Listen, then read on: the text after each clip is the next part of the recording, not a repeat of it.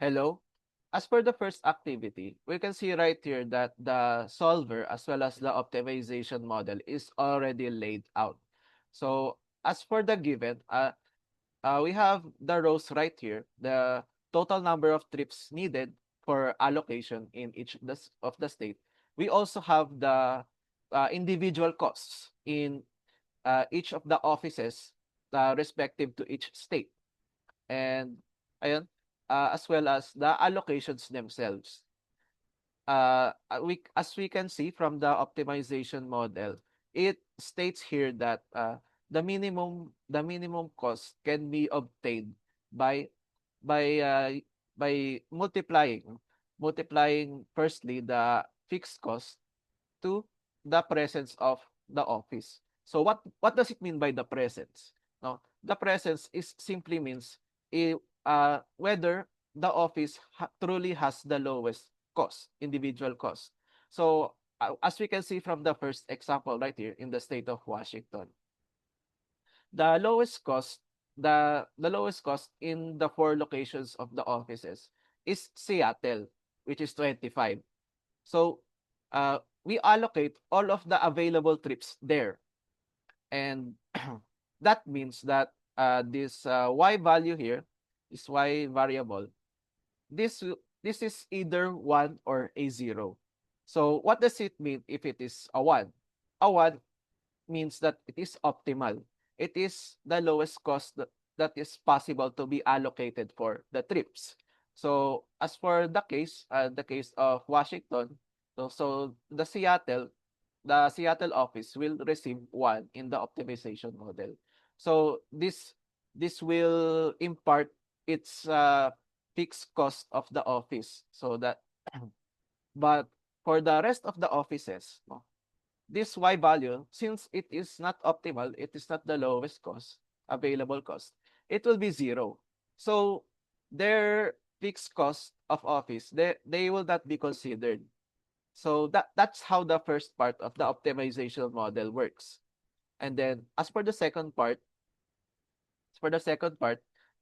this just means we multiply, no, the allocated trips to the optimal office to and multiply it to the cost of the office itself. So just the 40 trips times 25. Ayan. That's it. That's it for the state of Washington. And then because the optimization model, they are they are summarized, no? Their summation.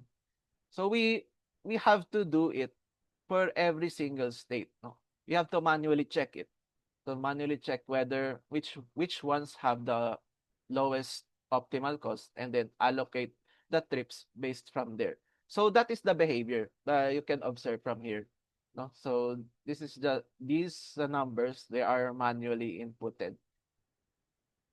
Ayan. So talking about the first case, our initial constraint is that the number of trips in each office location must not exceed 250. So, based from here, no, based from the example, that that goal is already achieved. Okay. So how was the number of tips calculated? So as I've said before, the summation of all the available trips that are in the each office location. So just sum it up this column right here, and then it appears right there, no, 250.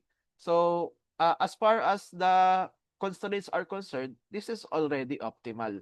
No, so we have 190, 100 in LA, 110 in Tulsa, 250 in Denver, and 125 in Seattle. So that's for the number of trips.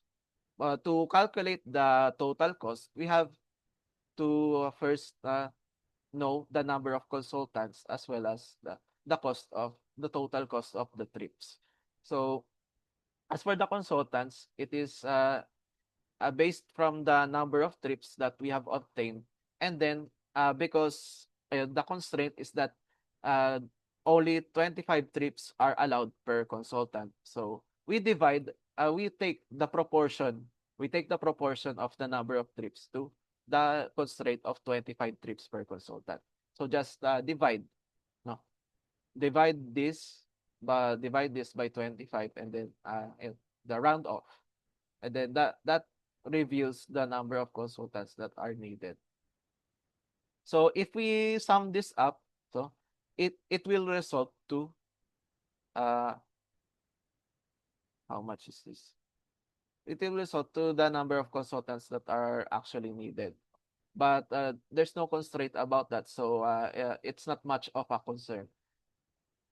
And then the fixed cost of office, this is already given. And as I've said earlier, it depends on whether the presence of the trips, no, the presence of the allocation and the optimal costs. As for the cost of trips, this is simply the part that we explained earlier in the second part of the optimization model. So each of the trips that are allocated, which is assumed to be the optimal cost, the lowest cost in each office. So they are just multiplied to the cost themselves. So just the command sum product. Yeah. It spans from the this column as well as this column. So just it's just multiplied. So multiplied and then summation, which results in this cost of trips. So all in all together, they have their own total office cost. So the fixed cost plus the cost of the trips themselves. And then as for the final solution, so this is the solution based based from the given as well as the constraints. Now, uh, the second part of the question, it states an additional constraint, which is that only 10 consultants at most are able to be deployed in each of the offices. So as you can see right here, there's a violation in Denver. And how can we address that constraint? Well, because fortunately, one of the states have a similar lowest optimal cost in between the two locations. As we observe right here, Kansas, Kansas. So the cost from Tulsa and the cost from Denver are the same. So as a result, they can be allocated interchangeably. So, what does that mean? Now, we can add or subtract any amount from each other's location, and it will still produce an optimal result. So let's just for example, no, uh, the problem stated that we subtract five five trips from Denver and then add that to Tulsa. So just 30. And then this pala, this constraint. This just tells us if the total allocation of trips and the allocated in each location are balanced. So as of right now, there is a surplus of 5. So in order to balance that, we have to subtract it. Have to subtract this by 5. Ayan. And that this is it. No? As you can see, as you can see, the the total number of trips, it's not exceeding 250 anymore. And as well, the number of consultants, it is not 11 anymore. No? It's just the boundary of 10. So and the computation just proceeds as usual, and then the total system cost is displayed right here.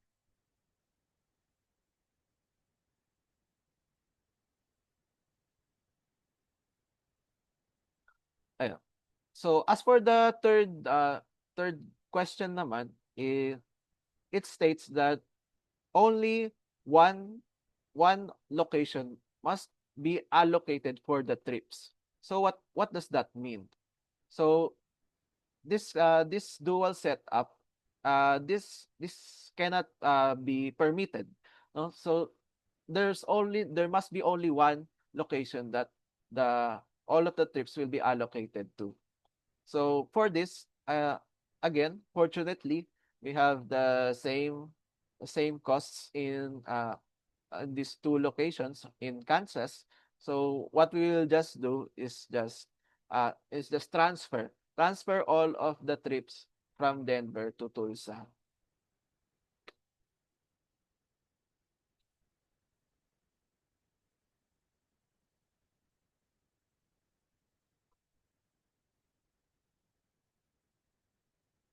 And ayun, there we go. Oh, there we go. As you can see, it still remains optimal. Still remains optimal. The system cost is the same. But we have fulfilled all of the constraints that are mentioned. So the the total number of trips, they do not exceed 250. And the number of consultants that are allocated, they also they also do not fall more than 10. And for the final constraint, we have allocated only one location for all of the trips. So that's it. And the in all of these cases, the system cost is exactly the same. 8, 3 is exactly the same. Wait lang.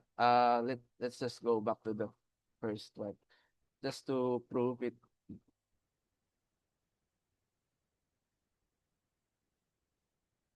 And there we go.